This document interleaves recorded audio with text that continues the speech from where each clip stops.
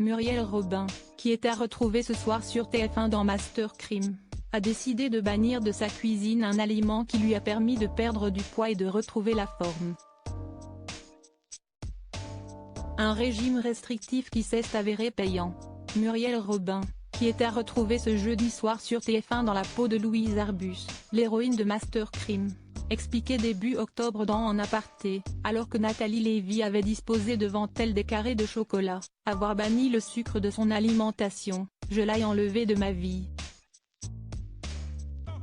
Le seul sucre carré de chocolat qu'elle mangera, si est son carré de chocolat pour midi qui est à 85%, rangé dans son sac avec des petits biscuits sans sucre confectionnés par son épouse Anne Le Nain, qui est également à l'affiche de cette série. Des petits gâteaux ou si écrit Muriel ma vie. L'autre si écrit Muriel tu vas être génial. L'autre si écrit Muriel je t'aime. Une belle attention de la part de sa femme. Ce matin, elle m'a dit « Lequel tu veux pour ta journée ?» Pour rappel, Muriel Robin a souffert pendant plusieurs années de problèmes de poids.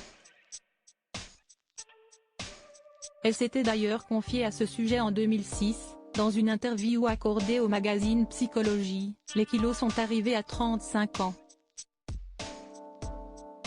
Ils sont venus avec le succès. On croit qu'ils règlent tout, mais ils colmatent, si tout.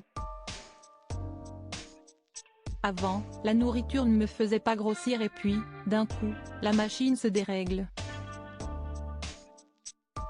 Alors on s'oublie, on se perd, on évite les miroirs. Et quand on se voit, on se dit, qui est cette fille?